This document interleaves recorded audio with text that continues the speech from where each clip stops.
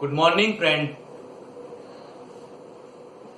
હવે ચેપ્ટર 2 ની અંદર જ આગળના ટોપિકની વાત કરીશું. છેલ્લા એપિસોડની અંદર આપણે ચર્ચા કરી હતી કે જો આપણું દ્રાવણ બિનઆદર્શ દ્રાવણ હોય તો બિનઆદર્શ દ્રાવણની અંદર આપણે બે રીતે સમજી શકીએ છીએ, જેમાં ધન વિચલન અને ઋણ વિચલન. હવે ધન વિચલન ક્યારે બને, ઋણ વિચલન ક્યારે બને એ સમજવા માટે આપણે અહીંયા આગળ પ્રયત્ન કરીશું. સૌથી પહેલા ધન વિચલન માટે ડિટેલમાં ચર્ચા કરી લઈએ, પછી ઋણ વિચલન માટે ચર્ચા કરીશું. અહીં ધન વિચલન માટેનો ગ્રાફ મેં દર્શાવ્યો છે. ગ્રાફની સંપૂર્ણ સમજૂતી આપું છું, ધ્યાન આપજો બકા. પહેલા તો ધન વિચલન કોને કહી શકાય?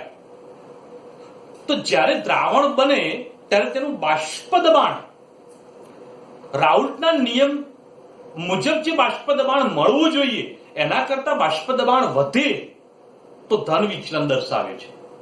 આનો મતલબ એવો થયો કે બાષ્પ દબાણ વધી જાય દ્રાવણનું તો ધન વિચલન દર્શાવે છે. હવે આ વાક્ય સમજ્યા. હવે આલેખ ઉપરથી પણ આ વાત સમજીએ, ધ્યાન આપજો બકા. આપણે બાષ્પ દબાણને મોલ અંશ વિરુદ્ધનો આલેખ દર્શાવીએ તો આ આલેખ ધ્યાનથી જુઓ. આલેખની અંદર તૂટક લાઈન વાળો ભાગ આપણે આ દર્શાવ્યો છે અને આવો જ આલેખ એક રાઉલ્ટના નિયમમાં આપણે જોઈ ગયા હતા અને આલેખ ત્યાં સમજ્યા હતા. આ તૂટક લાઈન વાળો ભાગ જે દર્શાવે છે એ આદર્શ દ્રાવણ માટેનો આલેખ છે અને રાઉલ્ટના નિયમનું સંપૂર્ણ રીતે પાલન કરે છે. પ્રત્યેક વાર તૂટક લાઈન વાળો ભાગ શું દર્શાવે છે? આદર્શ દ્રાવણ માટે જે રાઉલ્ટના નિયમનું સંપૂર્ણ રીતે પાલન થાય છે. આપણે શું બોલ્યા કે બાષ્પ દબાણ રાઉલ્ટના નિયમ કરતા વધે તો ધન વિચલન છે. હવે અહીંયા સ્પષ્ટ રીતે આલેખ ઉપરથી ક્લિયર થઈ જાય છે કે તૂટક લાઈન વાળો ભાગ જે છે આદર્શ છે, એના કરતા આલેખ ઉપર ગયો. હવે આપણા જે દ્રાવણ બન્યા છે એ દ્રાવણનો આલેખ એટલે આ ડાર્ક લાઈન વાળો છે અને ડાર્ક લાઈન વાળો આલેખ જે છે એ આપણા બિનઆદર્શ દ્રાવણ માટે છે જે રાઉલ્ટના નિયમ કરતા ઉપર ગયો છે અને ઉપર જાય છે મતલબ બાષ્પ દબાણ વધે છે.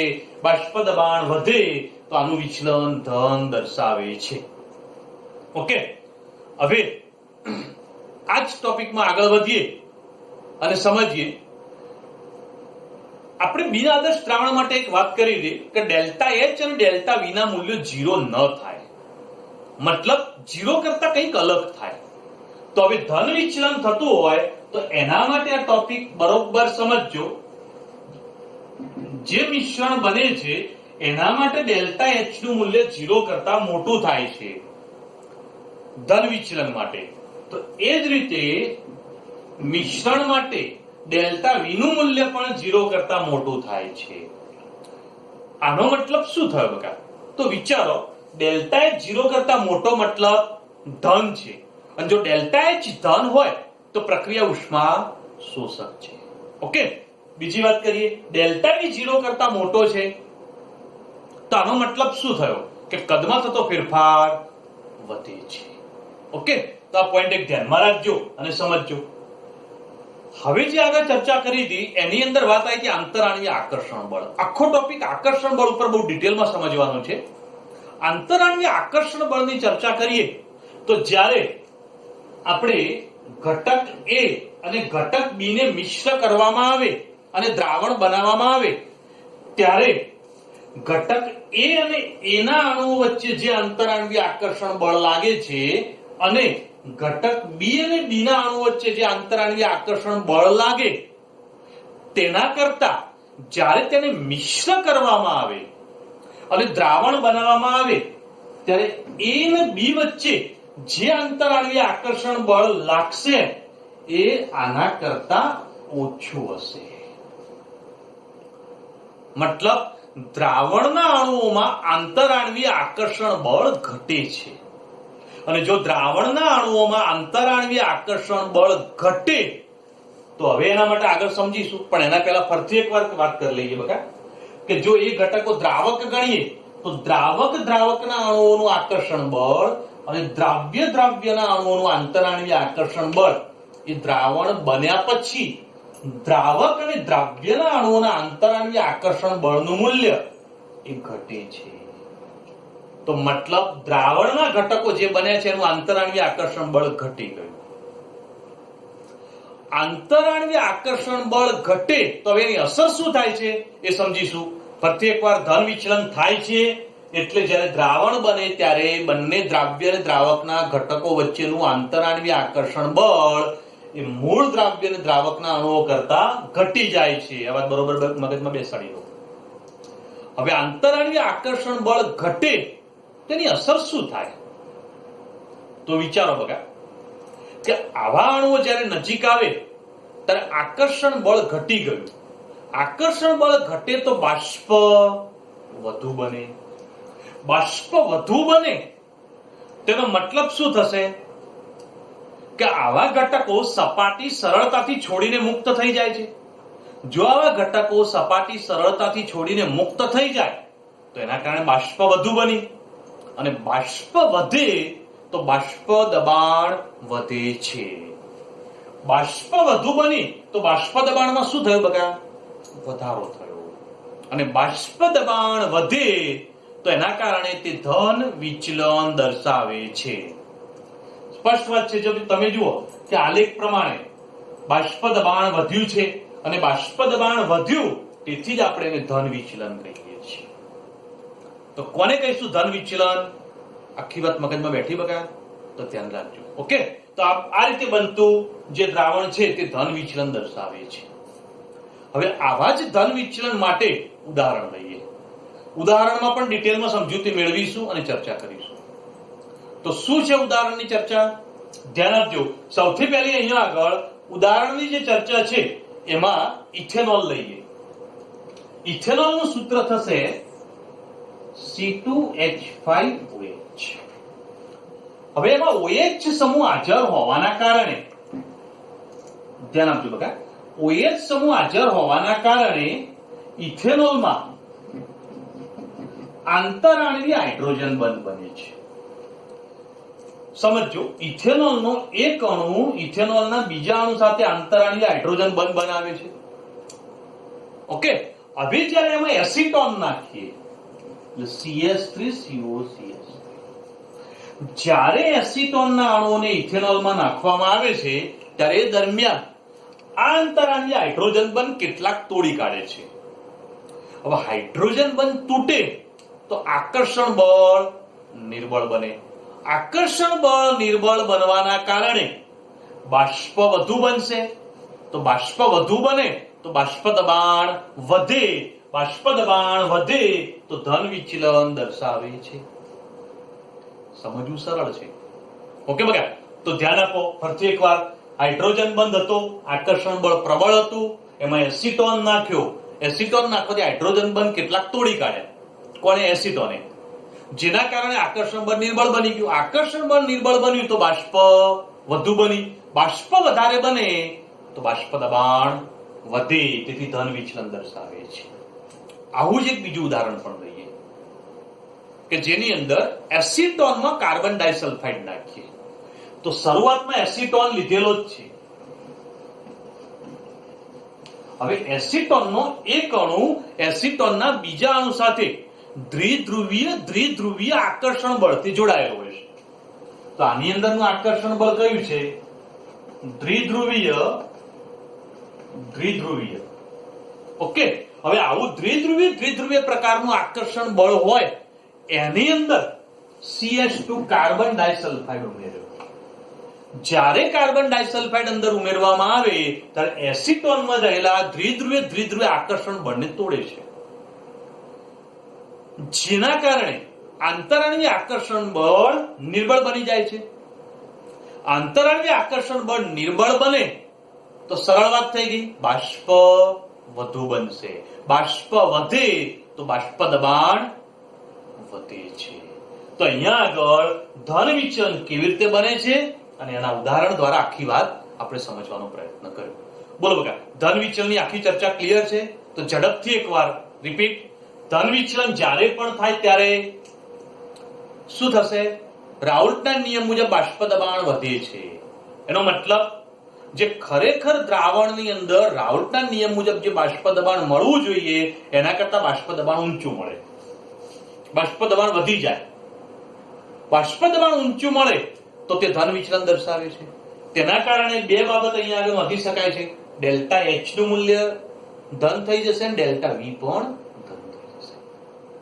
ઓકે, આકર્ષણ બળની વાત કરીએ તો દ્રાવક અને દ્રાવ્યના ઘટકો વચ્ચે જે આકર્ષણ બળ લાગતું હતું એ આકર્ષણ બળ કરતા જ્યારે દ્રાવક અને દ્રાવ્ય દ્વારા દ્રાવણ બને ત્યારે આકર્ષણ બળ નિર્બળ બનશે, ઓછું થશે. ઓકે, આકર્ષણ બળ નિર્બળ બનવાના કારણે શું થશે? આકર્ષણ બળ નિર્બળ થાય તો બાષ્પ વધુ બને, બાષ્પ વધુ બની તો બાષ્પ દબાણ વધે, બાષ્પ દબાણ વધે તો ધન વિચલન દર્શાવે છે. ઉદાહરણમાં ઇથેનોલમાં કયું બંધ લાગે? હાઇડ્રોજન બંધ. હાઇડ્રોજન બંધ પ્રબળ હોય. હવે એમાં એસિટોન નાખીએ તો હાઇડ્રોજન બંધ તોડાવી દેશે. કેટલાક હાઇડ્રોજન બંધ તૂટ્યા એટલે આકર્ષણ બળ નિર્બળ થઈ ગયું.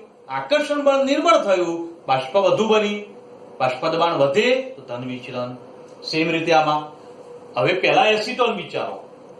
એસિટોનમાં દ્વિધ્રુવ આકર્ષણ બળ છે. દ્વિધ્રુવ આકર્ષણ બળ હોય ત્યારે એમાં CH2 નાખો, કાર્બન ડાયસલ્ફાઇડ, તો દ્વિધ્રુવ આકર્ષણ બળને નિર્બળ પાડે છે. અને આવું આકર્ષણ બળ નિર્બળ થવાના કારણે બાષ્પ વધે, બાષ્પ દબાણ વધે તો ધન વિચલન દર્શાવે છે. ઓકે, તો અહીંયા આગળ આંતરાણ્વીય આકર્ષણ બળો 4 પ્રકારના 11માં ભણી ગયા છો. સૌથી પ્રબળ આંતરાણ્વીય આકર્ષણ બળ હાઇડ્રોજન બંધ જે આમાં હતું. બીજું છે દ્વિધ્રુવ આકર્ષણ બળ જે એસિટોનમાં હોય છે. એના પછી પ્રેરિત દ્વિધ્રુવ બળ અને છેલ્લું છે વિક્ષેપન બળ અથવા લંડન બળ. તો સૌથી પ્રબળ આકર્ષણ બળ હતું એસિટોન ઉમેરવાથી આકર્ષણ બળ નિર્બળ પાડ્યું. ઓકે, આમાં દ્વિધ્રુવ આકર્ષણ બળ હતું પણ CH2 માં દ્વિધ્રુવ આકર્ષણ બળ ના હોય એટલે એના કારણે આકર્ષણ બળ CH2 એ નિર્બળ પાડ્યું. તો બંને પરિસ્થિતિમાં આકર્ષણ બળ નિર્બળ બન્યું, બાષ્પ વધુ બની, બાષ્પ દબાણ વધ્યું, ધન વિચલન દર્શાવે છે. ઓકે, હવે બીજા ટોપિકમાં ઋણ વિચલનની ચર્ચા કરીશું. હવે બગા ઋણ વિચલન ને સમજવાનો પ્રયત્ન કરીએ. ઋણ વિચલન એટલે શું? તો સમજો બગા, જ્યારે દ્રાવણ બને ત્યારે તેનું બાષ્પ દબાણ રાઉલ્ટના નિયમ કરતા ઘટે છે. અને રાઉલ્ટના નિયમ મુજબ જે બાષ્પ દબાણ હોવું જોઈએ એના કરતા બાષ્પ દબાણ ઘટે તો તેને ઋણ વિચલન તરીકે દર્શાવવામાં આવે છે. ઓકે, હવે ઋણ વિચલન જ્યારે થાય ત્યારે આ બે બાબતો એનાથી ઓપોઝિટ અને ત્રીજી બાબત પણ ઓપોઝિટ, બધું ઊંધું થશે. ઓકે, તો હવે જુઓ અને સમજો બગા, ઋણ વિચલન થાય છે ત્યારે ડેલ્ટા એચ અને ડેલ્ટા વી ના મૂલ્યો જે આમાં ધન થયા હતા આમાં ઋણ થશે. ઓકે, તો હવે ડેલ્ટા મિશ્રણ માટે એચ નું મૂલ્ય જે છે એ ઋણ થશે. તો એ જ રીતે મિશ્રણ માટે ડેલ્ટા વી પણ ઋણ થશે. બરોબર? તો હવે જ્યારે આ મૂલ્ય ઋણ થતા હોય ત્યારે એ પરિસ્થિતિની અંદર જે દ્રાવણ બન્યું શું કહી શકીએ બગા? ઋણ વિચલન દર્શાવશે. હવે આંતરાણ્વીય આકર્ષણ બળ બહુ સમજવું અગત્યનું છે જે અહીંયા વાત કરી તે પ્રમાણે.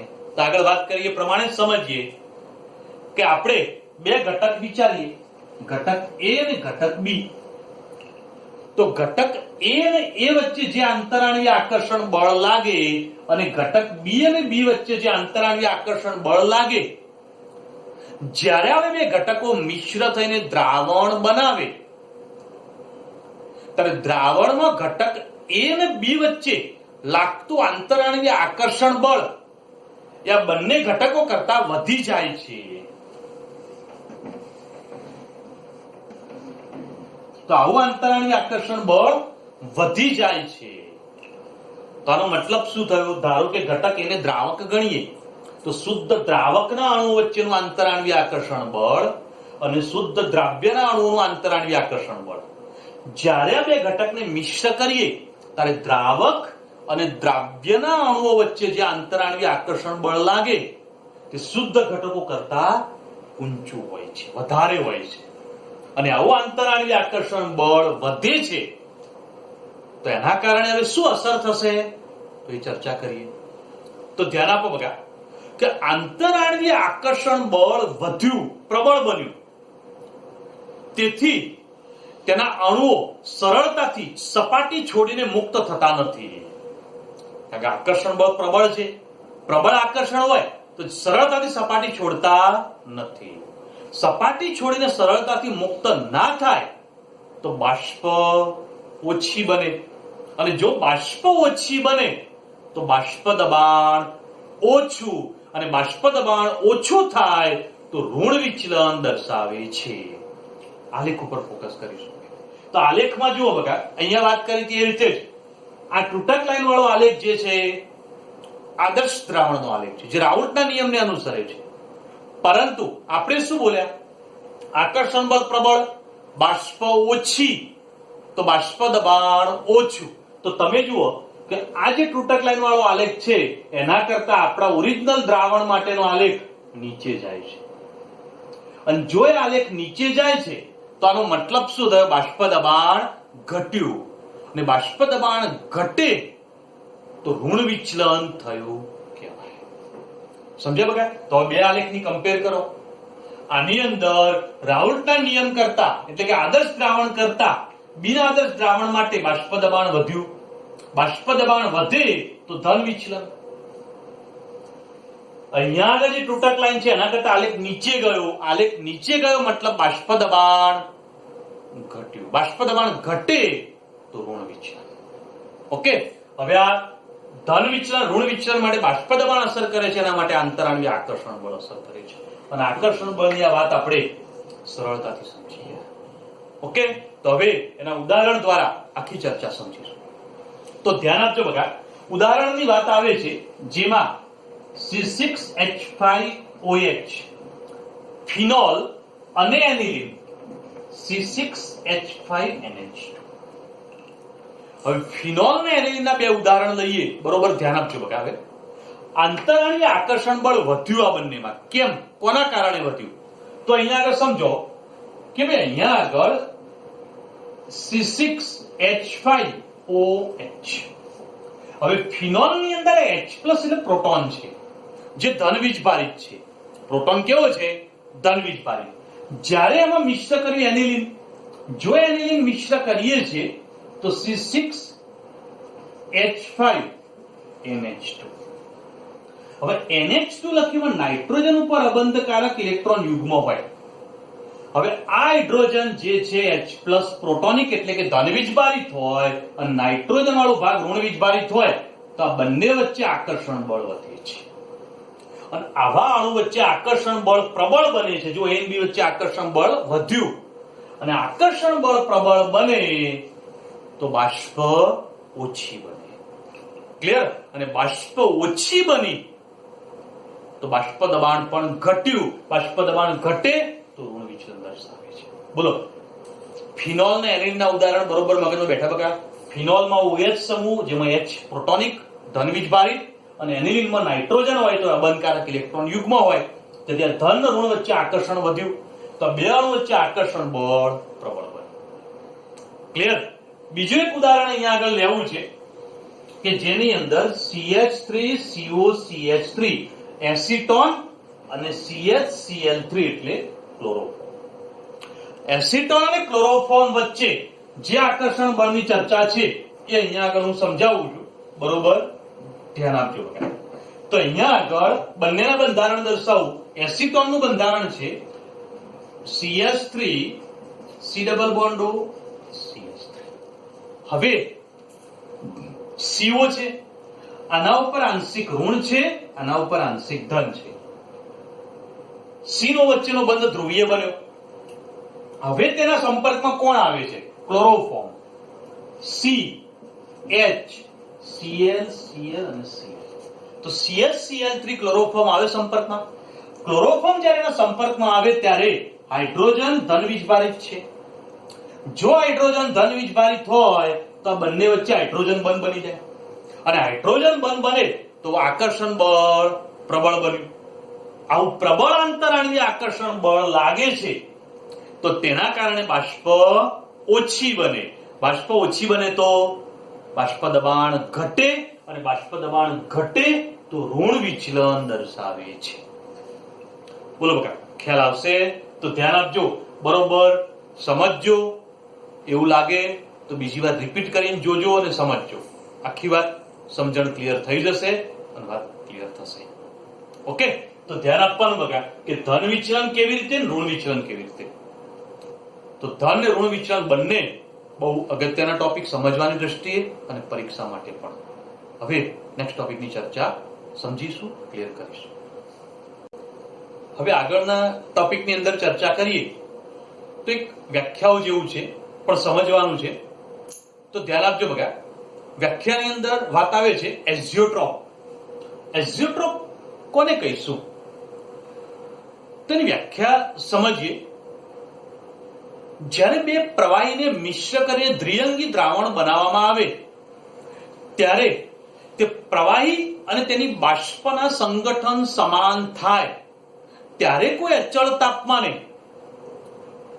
આવું દ્રાવણ વિઘટન પામ્યા સિવાય ઉકળે તો તેને એઝિયોટ્રોપ મિશ્રણ કહે છે. મતલબ કે જ્યારે આવું દ્રાવણ બન્યું હોય ને તે વિઘટન પામ્યા સિવાય ઉકળવા લાગે તો એઝિયોટ્રોપ તરીકે ઓળખવામાં આવે છે. તો સમજીએ, બે પ્રવાહી લેવાના, બંને પ્રવાહીને મિશ્ર કરો. દ્વિઅંગી દ્રાવણ એટલે બે ઘટકો દ્વારા બનતા દ્રાવણને દ્વિઅંગી દ્રાવણ કહેવાય. આવા દ્રાવણ બન્યા હોય જેમાં પ્રવાહી તેની બાષ્પના સંગઠન એટલે પ્રમાણ લગભગ સરખા થઈ જાય ત્યારે અચળ તાપમાને તે વિઘટન પામ્યા સિવાય આવું મિશ્રણને વિઘટન ના થાય અને મિશ્રણ આખું ઉકળવા લાગે તો એઝિયોટ્રોપ મિશ્રણ તરીકે ઓળખવામાં આવે છે. એઝિયોટ્રોપ મિશ્રણની અંદર બે ભાગ પડશે. બે ભાગ સમજીશું અને ક્લિયર કરીશું. જેમાં પહેલી વાત આવે છે નિમ્નતમ ઉત્કલન એઝિયોટ્રોપ. ઓકે, તો નિમ્નતમ ઉત્કલન એઝિયોટ્રોપ તરીકે ઓળખવામાં આવે એવા એક દ્રાવણની ચર્ચા સૌપ્રથમ કરીશું. નિમ્નતમ ઉત્કલન એઝિયોટ્રોપ એટલે રાઉલ્ટના નિયમથી વધુ ધન વિચલન દર્શાવે છે તો તેને નિમ્નતમ ઉત્કલન એઝિયોટ્રોપ તરીકે ઓળખવામાં આવે છે.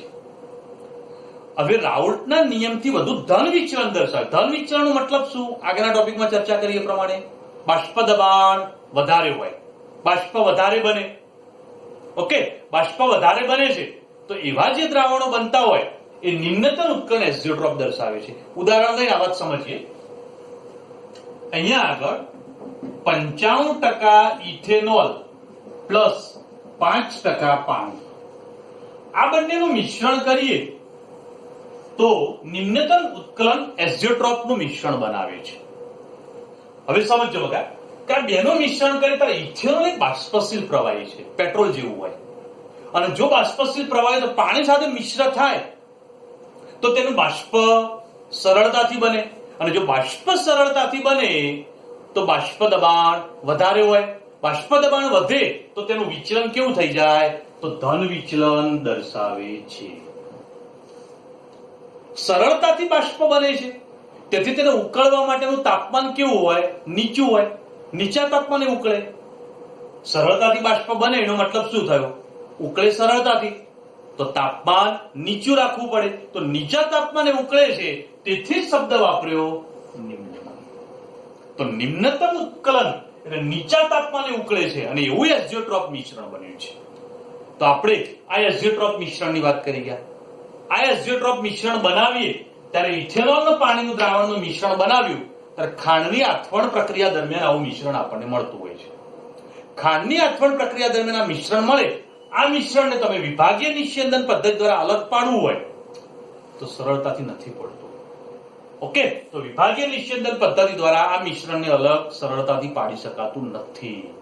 કોઈ પણ એઝિયોટ્રોપ મિશ્રણને અલગ આ રીતે ન પાડી શકાય.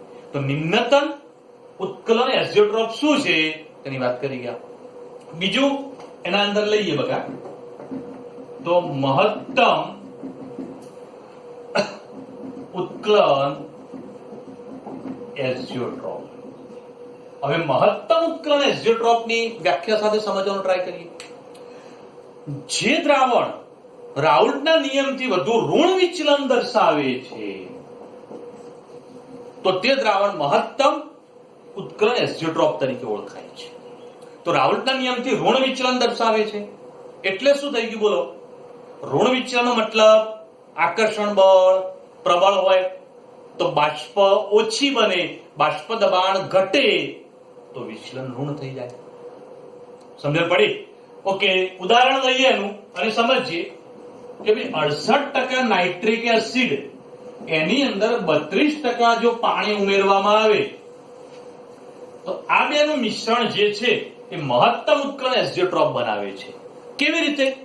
આ બંનેનું મિશ્રણ બને ત્યારે HNO3 ને પાણીના અણુ વચ્ચે આંતરાણવીય આકર્ષણ બળ પ્રબળ બની જાય.